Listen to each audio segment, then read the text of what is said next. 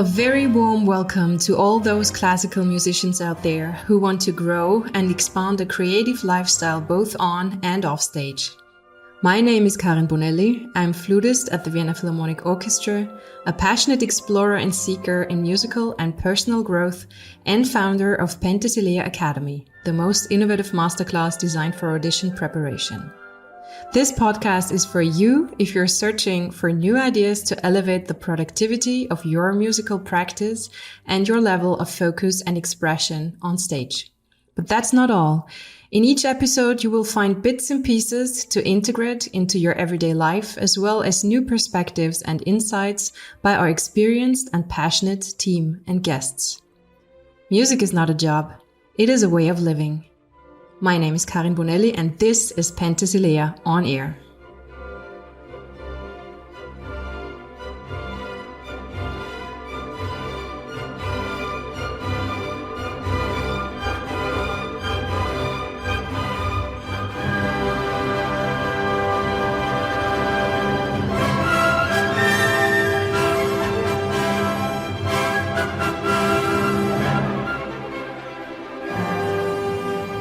It is an immense pleasure that today the versatile and world-renowned conductor Alain Altinoglu took the time from his very busy schedule to sit down for this interview on Penthesilea on Air.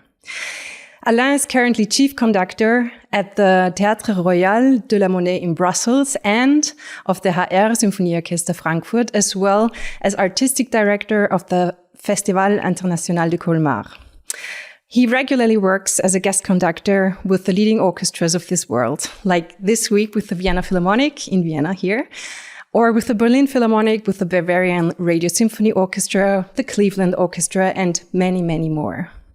Additionally, he stays active as a pianist, also as an accompanist for art song performances, and as a chamber musician.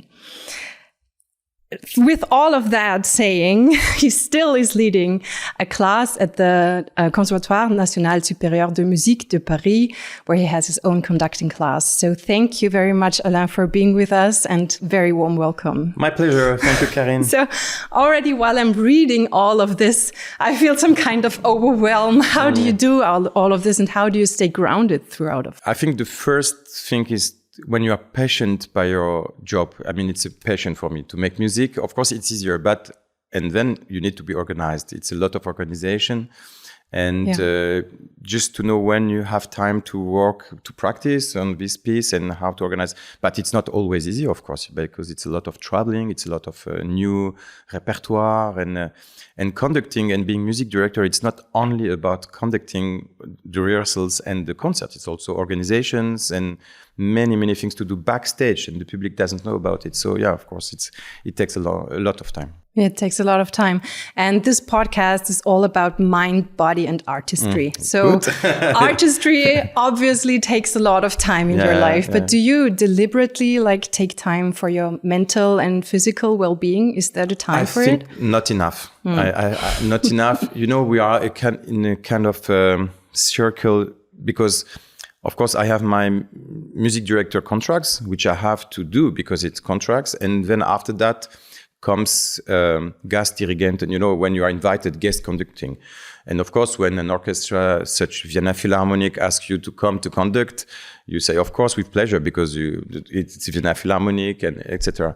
So of course, there are things more and more, and then the time for yourself is less and less. But it's very important to keep this balance, because otherwise you can have a burnout or something. And this for yourself and also for your family. Also, when you have a family, it's important to keep this time, of course. Yes, of course. And do you have some practices or something that keeps you grounded? Do you practice meditation or No, so like it's that? interesting you talk about that, because in my family, my wife is really a lot in meditation and these things. My son starts also about it. So I'm a bit surrounded by this. I don't really do by myself, but I think, I don't know, there is something to find a kind of something calm in your, maybe it's a kind of meditation in a way, to kind of just mindfulness, being in the present but I don't moment. really follow, some people, they follow a teacher or a guide or an application even on, I don't do this, I do just for myself.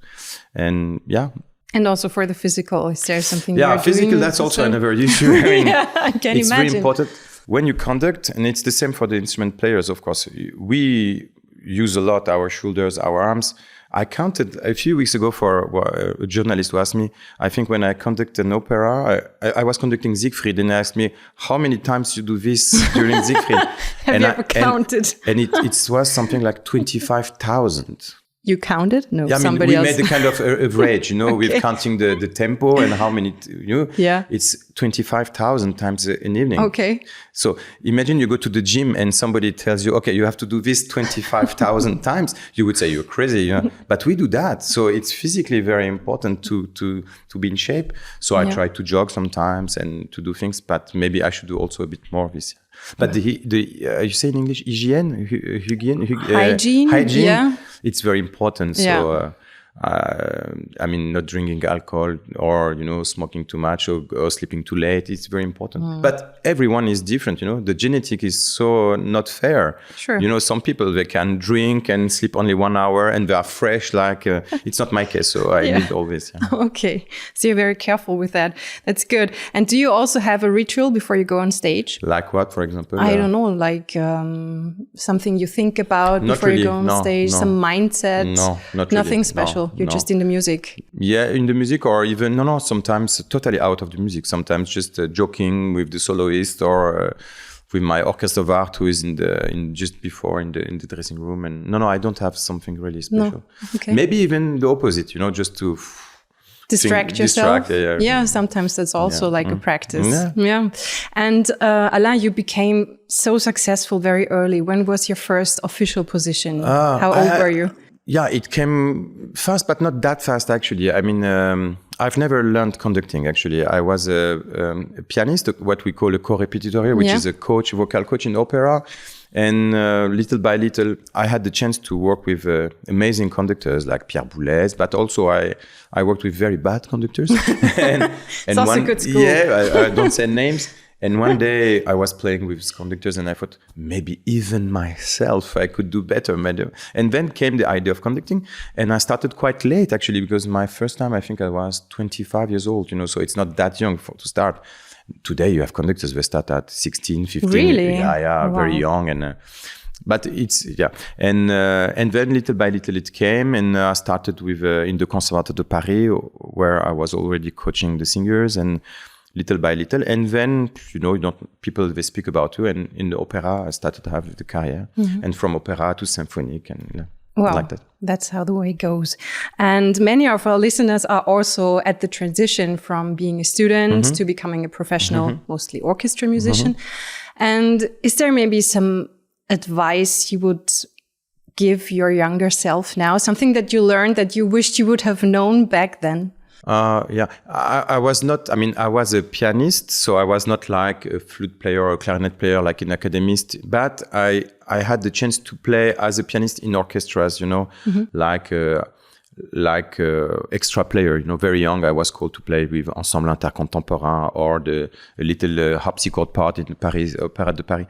I think, but the first time I understood quite fast that it's important to take what the others of the orchestra who are there for 20, 25, 30 years, the advices, just to listen. Sometimes today I have the feeling that some young musicians, they are so well prepared and they think that not they know everything, but they are ready. And sometimes I feel, not all of them, but that they maybe don't listen enough to the advices of the colleagues. And I will tell a story. For example, when I was co-répétiteur in Paris, I was playing for War and Peace by Prokofiev. And I thought that you always have to follow the conductor. So I thought it was the rule, So I was following very well the conductor. And I was totally not together with the choir, which was on stage. Okay. And he was screaming on me, the old conductor, his dad, to the bay. Okay. With me. And the more I was with him, I was really with him. And the less I was with the choir. And then there was an old co-répétiteur came to me and said, follow the chorus. Okay. And so I followed the chorus. And the conductor said, you see, when you follow me, it's good now. And so I wished I would know this before, for example, that... I wished I would know that what the conductor wants when he says follow me, actually it's not follow me. It's I want it to be together. Yeah. That's translation. Translation is that. Yes.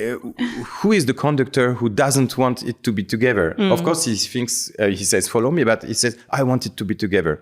Okay, you follow the chorus, you follow your neighbor because you are the second clarinet and you, whatever. But that's what you want. Yeah. And I wish I would know that before. It's interesting. And you said that you have the experience that sometimes the young musicians, they don't listen so much to the advice. Do you feel that they're maybe more confident than the people were back then, or maybe yeah, there is something about, or it's a way to hide maybe your insecurity in a way, because when the more you are insecure, and the more you have to show that it's life, it's human beings, it's like that. I don't know if it's more than before, and but there is also an insecurity, at least in France. I don't know here, but. There are more and more great people and maybe less and less jobs. 25 years ago, it was easy to work in an orchestra. All over, I think. And so everybody fights to have a job, and maybe it gives you more arrogancy or, confidence in a way. So, yeah. Yeah, it's a difficult field now. And how important were role models or mentors in your career? And in my career? Yeah. Good question. You have some people that really guided you, or not really. I mean, there are people I admired for different things, like Boulez, of course, and some people. But I think I admired a little thing of many different people because conducting is a lot. You need skills in a lot of different things, Of course, you have to know the gesture. And of course, one of the most important is the communication with the musicians. And communication is not only the hand, it's the eyes, it's also when to speak, not to speak, what to say, but it's also to know the biography of the composers, to analyze the score, and so many fields. So, and some conductors are better in this and better on this. So I think I try to catch the best of each and. And you already mentioned it, there are so many skills you need to have as a conductor. And as you have your own conducting class, apart from the understanding of the music and the technique and everything, what do you want your students to take away? Which skills do they need for the life they're about to lead? That's why I love so much my position in this class, because each student is so different. One student can be like a lion, on the podium and yet so charismatic, but maybe he didn't read so much books about this. So then my job is to say, okay, you should read this, you should go to Vienna to listen to this, And some are a bit more shy at the beginning, but, they know everything by memory and, and then you have to help them to feel more comfortable on stage. And so each student needs something different. And so I try to give, what needs the student actually. Yeah, to fit it. And what would you say is the biggest challenge of the life of a conductor? Is there one thing that... The biggest challenge, there are so many challenges. Yeah, I know. One of the biggest challenges for me is of course the private life balance with the thing. So Corona changed a lot of things, I think, during the life of many musicians. And for example, I thought I should go less in America, overseas, for example, traveling, because when you go overseas, when you stay in Europe, we live in Paris and I have an apartment in Bruxelles also, but when you are in Europe, it's easier. You have like a 1 or 2 hours flight. When you are overseas in Asia or America, it's very different. Yeah. So I said, okay, I don't go anymore there, or very, very few times. These kind of decisions help you to have a better balance. Yeah. This was maybe the biggest challenge in my life, and I'm still not super great in it, I think. And then the challenges in the life depends of your own capacities and your own... and for each conductor is different, I guess, Yeah. Okay. When you also already touched on communication, and I think also for me as an orchestra musician, it's one of the most important skills of a conductor, how he communicates, also non-verbal communication. And I wonder sometimes how that feels when you're standing in front of an orchestra you've never worked with. Is it like meeting a person for the first time, like starting out with small talk and then going deeper, or how does that feel? Or I don't know if it's like somebody you never met before, because when you are in front of the orchestra the first time, you both have the same score in front of you, you know, sure. because when you don't know someone, oh, it's beautiful outside, you know, you look for the topic, but we have the topic. It's in front of our, and then one of the things I try to teach to my students is that one of the most important skill of a conductor is to adapt yourself to the people, the musicians that are in front of you. And something which is wrong, I think, in many technique books of conducting, you learn that if you make this upbeat, the orchestra will play this. In a way, it's true, but in another way, it's totally wrong, because I can do the same upbeat with different orchestras and it will sound totally differently. And then the most important is to know what you want to hear. You do your upbeat. If you hear what you wanted to hear, it's great. But then if you don't hear what you want, you have to adapt yourself to obtain what you want. But each orchestra directs differently. And I would say even the same orchestra, if I change the oboe solo to another oboe solo, or even the concertmaster to another, it will change. So it's, and that's why I like also, many musicians said, oh, you know my name, you called by my name, you know, first name, because it's my way of doing. But it's, for me, it's more something of respect. Because I think a flute player is not any flute, or a trumpet is not any trumpet. It's just, if it's Michael, it doesn't sound like Stefan or Emily, you know. So it's important to adapt yourself to the people you have in front.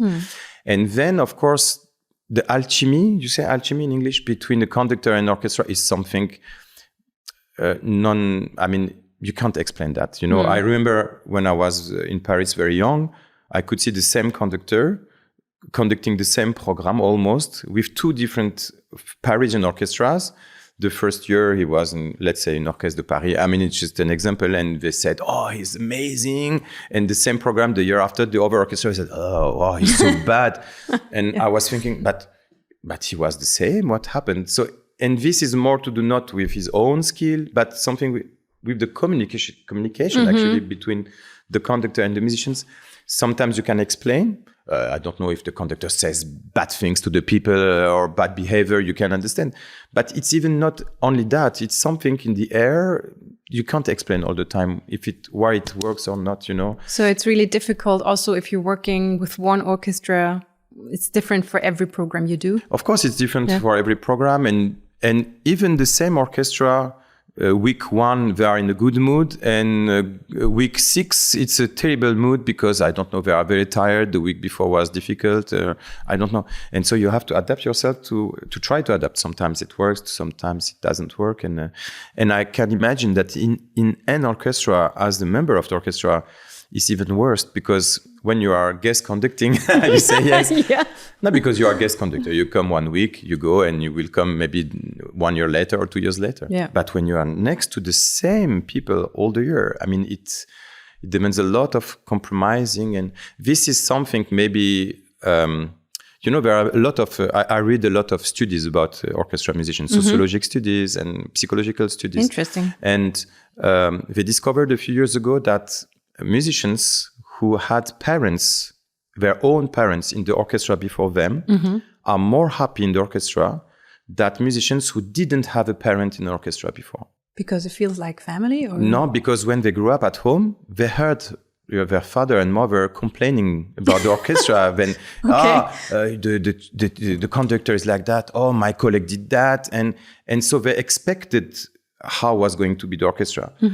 But the people who didn't have anybody in an orchestra before, it's like a dream, you know? It's a dream, the orchestra. Oh, it's so beautiful, the recordings. You arrive, and then you discover the bad sides of the orchestras, which is in every orchestra, actually. And then there is a kind of disappointment of the, that's the orchestra. This, I have to fight for this. I have to, you know? And so it's very interesting. And that's when I teach also to my students, I try to explain to them, it's not only an easy job, you know, there are very bad sides in our jobs. Of course, we cannot complain to the public because, I mean, there are much more difficult jobs in the life. Of course. But there are bad sizes, and this you cannot know before being in an orchestra, how you have to fight with your neighbor. And in the string section, in the tutti, they turn sometimes. So, but in the woodwinds, for example, the brass, you know what I'm talking about. You're always to the next people for 30 years. my God. So, and it's something very difficult. It's a lot about flexibility and compromise. And it has impacts on the music. Of because intonation, for example, in the orchestra, intonation is a lot about compromising. It's not only you take the tuner, you put the tuner in front and you say, oh, you see, I play 443, yeah? You play 440. That happens too, by the way. but yeah, of course. But intonation is everything but this. It's just compromising and to play together. And it happened to me in a very, very famous, how can I explain without telling which orchestra it is? A very, very, very famous opera orchestra of the world. Yeah. Where people, they turn from one performance to the other performance, you know. And there was a part with two flutes together, you know. So when there was one flute with the other, it was perfectly together. But when the second flute came, it was never together. But I was beating the same way. Yeah. And when they came back, it was again together. So I was trying to do, what can I do to make? And then I learned that these two guys, they did the audition for the first flute position together. This one had the position. This one didn't have the position. So even if you were maybe not doing in purpose, maybe there was, because it was a few weeks before, maybe there was something inside and we could not really play together, you know, and you need to have this compromise, you know. Of course, the higher is the level of the orchestra, the less you hear these problems because, of course, the level is so high. But it's part of the orchestra life. Yeah. We're all humans. I hope the people want to continue to go to the orchestra after what I say. But yeah, I think so. And when you're on stage and in the concert, are you only focused on the communication between the orchestra and you, or are you also kind of in communication with the audience? Yeah, actually, when you're on the podium, you open so much, all your every week, you feel everything. Yeah. I mean, positive vibes, negative vibes, and the whole also you feel. But I had a very interesting discussions with Daniel Barenboim once about this. And he said, no, he doesn't take care, absolutely not. Because he says, if I use 10% of my thing for that, it's 10% less for this, you know? So he can do it.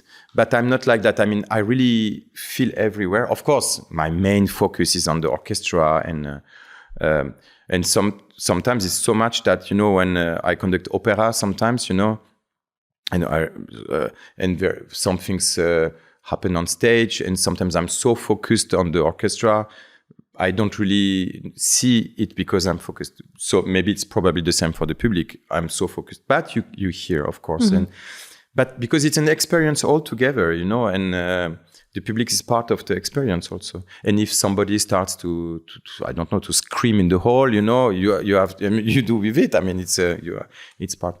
But of course, my end focus is on the musicians and on which one needs me or doesn't need me, of course, in the orchestra. Because I wanted to touch on that later too, because recently I read a book about highly sensitive people and how they are drawn to like artistic professions.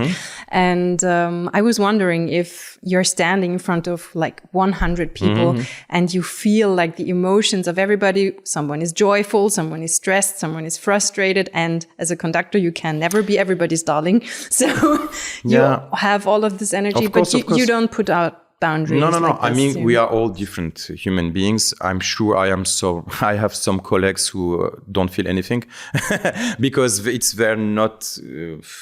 But I am so in the other people in the life usually. You know, I love people, and it's very important to me to know if people feel well or not. So I feel everything. I feel what they think and what they think to each other. I can say who loves who in the orchestra, who doesn't like who in the orchestra. Sounds interesting. Really. I developed some how to say tools to know who likes who. But no. And of course, you feel that, but you have to take this. I think what I try to do is to take the positivity of everyone to bring it. You know. Yeah. I'm never angry if a musician tries his best, you know, and okay, he doesn't achieve the most, but he really gives. And I'm sure that for the audience, it's better somebody who gives everything of himself, even if it's not top than someone who is really gifted, but he's like boring. You know, you feel the difference. Okay, maybe it's a little bit more in tune, but it's boring, you know, and it's not music for me. So I tried to bring up the best of each musician. Yeah, you do. Oh, thank you. And I could imagine that talking about communication, sometimes also the missing communication can be a challenge for a conductor because you're so much traveling on your own, alone in your hotel room, preparing your scores. Is that something you enjoy or you despise, this being alone? Of course, sometimes it's sometimes very strange. When you have a concert with a very exciting music, you know, and then 15 minutes later you are alone in your hotel room. But sometimes I like it also. You know, it's this contrast is very interesting, but it's part of life. I mean, we have to accept it. But of course, you have also to do dinners with the sponsors, and you know, it's also part of the job, and so it's a lot of different things. But the most important for me, because now we are talking about the most important is what is my job about? Is just to try to give to the audience what the composer wanted. You know, we are the medium between the score that many people can't read or hear in their head and the audience. That's the most important. If I can achieve that, then I'm happy. Yeah. And as a chief conductor, I can imagine that sometimes you're part of audition juries as well. Yeah. So are there some personality traits or special key skills that you're looking for? Or maybe also red flags where you say, ooh. Okay. So each orchestra in the world has a different system of voting for. So I'm music director of two orchestras in Bruxelles and Frankfurt. There's totally two different systems. In Bruxelles, I'm kind of the president of the jury, and we have 3 rounds. I vote, and my vote is very important. In Frankfurt, each group of musicians, for example, if we do something for the second violin, it's first the second violin who would decide if they want this person or not, and then the rest of the orchestra who is in the hall will agree or not. So now each orchestra has a different system. And in Germany, often, or in Australia, I think you invite people to do the auditions, you know, like, so then you have 20 people or 25. Or in Bruxelles, everyone can apply and come. So I remember once we had... Like in France, right? Like in France also. And I remember a flute position, 185 flute players. Yeah. And then that's a big problem when you're on the jury side. Yeah. How can you... 185 people just which one is, you know, it's not fair at one point. And then you decide, okay, there are so many, they have to play 2 minutes, you know, and just this extract, and you have the cling, ling, ling, the ring, you know, and you cling, ling after. So, but should you do this cling, ling because there is a little mistake, you know? And I remember Emmanuel Paut told me that when he made his audition for the Berliner Philharmoniker, he started with Daphnis et Chloé, and he made a mistake in the first scale, in the first fifth note. But of course, we know who is Emmanuel, and he had the position. So I think you should not be scared if you do an audition that, I did a mistake. Because what I hear often is that after the first mistake, I feel most of the musicians, they lose confidence. You know, you feel they play, it's okay, little mistake, and then it's going down, you know. It's not important. Of course, if you do 100 mistakes, but one mistake is not important. That's what you... So for me, of course, there are some basic things that are super important. Intonation, the rhythm, I mean, the text, you know, the text, to play the text first. Sure. Because, of course, somebody can be super musician, but if it's out of tune and, you know, and tuning, that's why sometimes you hear a violin or a flute without the piano or the playing, but then it's important to me to listen when they play with the piano. Do they play with the piano or not, you know? Because sometimes I hear they play with the piano, it's not with the piano, and some musicians, they tell me, it's good. But he tuned higher. But no, but I mean, he should play with the piano. Yeah. So for me, it's something quite important, intonation, and then all the text, the basic, and also the taste is important to me, the taste and the style. And I'm very shocked sometimes to hear auditions where the style is totally, and you can feel that the musician maybe learned the week before the last, extract because he didn't know.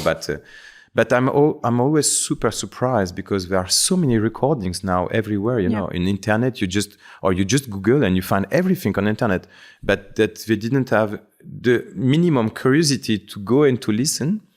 And then I often have the question for example, a Beethoven symphony, which tempo we should take for a Beethoven symphony, because that's not an easy answer, because you have conductors who like to be, on the very close to the metronome of Beethoven, which are sometimes very, very fast.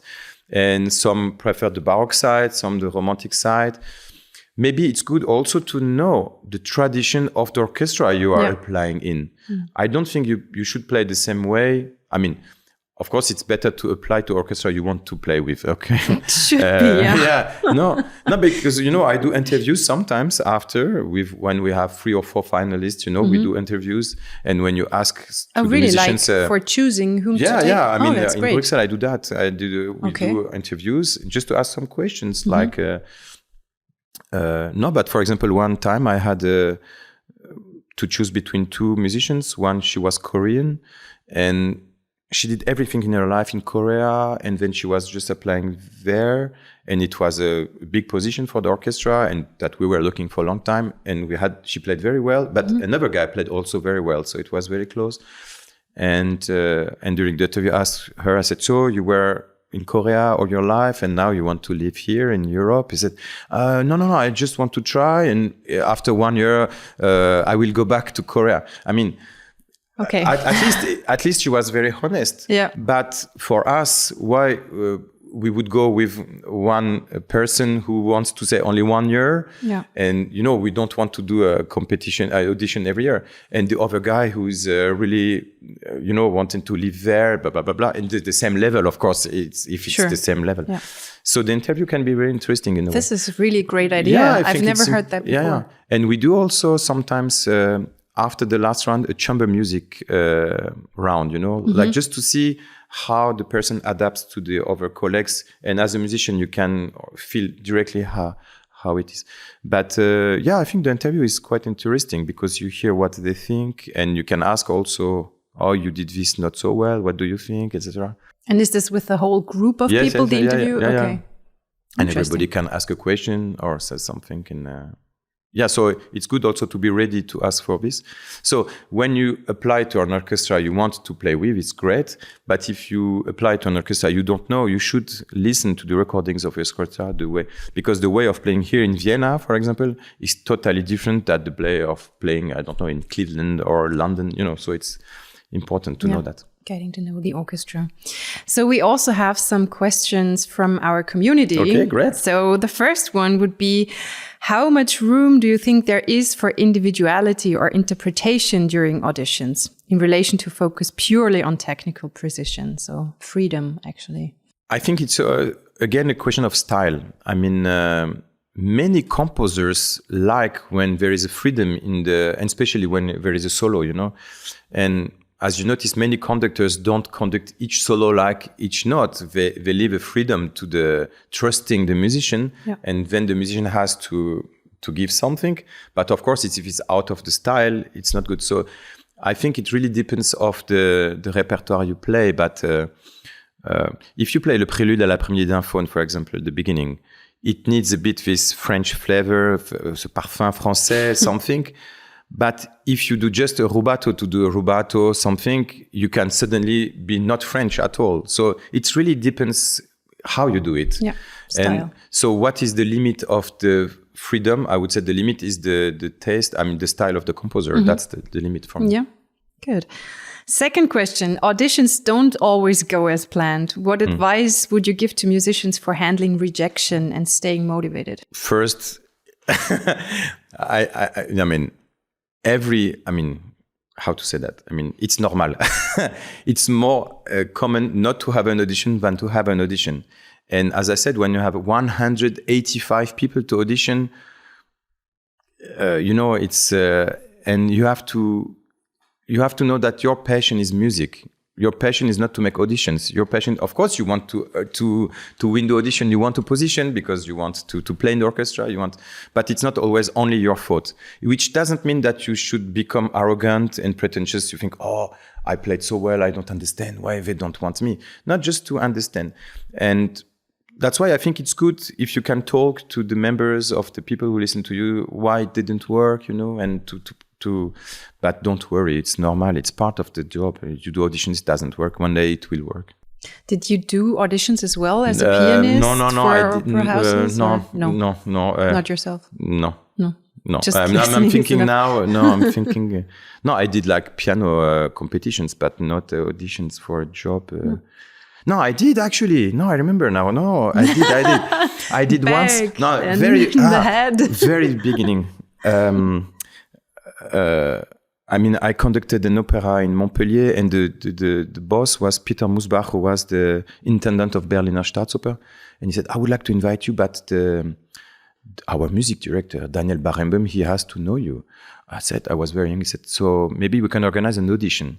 So I auditioned, I went to Berlin, and I conducted the Staatsoper, the Staatskapelle, in the Staatsoper Orchestra, in front of Maestro Barenboim. Placido Domingo was on stage. Oh, great. And I conducted the Meistersinger, the Vorspiel, Mm-hmm. And I was impressed by the sound of his orchestra. And then it worked out. They gave me an opera, little Donizetti opera, so it was an audition for... with for Barenboim and Domingo. No, that's not bad. My gosh. Great. Third question. What mindset do you think is most important for young musicians to have when walking into an audition room? Mindset? Oh, mindset.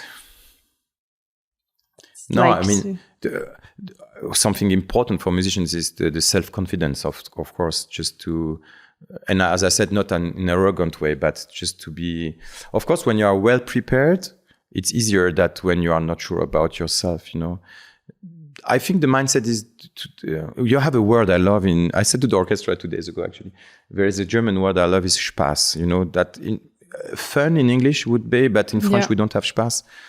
But just have Spaß. You go there, you enjoy yourself, by the music. And if you communicate this to the members of the jury, because when you listen 100 people, you look for somebody who is going to make you travel, to your imagination. So just enjoy yourself. Yeah. Good. Best advice. And the last question, for those dreaming of concertmaster or principal roles, how can young musicians start to cultivate leadership skills early in their careers, and what skills are essential for those roles? Oh, wow. That's a big question. There is also some neuroscientists studies from 10 years now. Before, we didn't know if you choose to apply for first oboe position or second oboe position, because your character is more like a first oboe or second oboe, or you become. Because we can see when you look at an orchestra, you can feel that the characters, the personality of people are a bit different due to their social position in the orchestra. It's not exactly the same when you're a tutti, when you're And now it's proven that the brain is so plastic and flexible. Your brain changes with your position in the society and in the orchestra. Interesting. So when you spend 20 years as a concertmaster, your brain is going to change. When you spend 20 years as the second, your brain is going to change because of the social interactions, of the stress, of the pressure, etc., etc.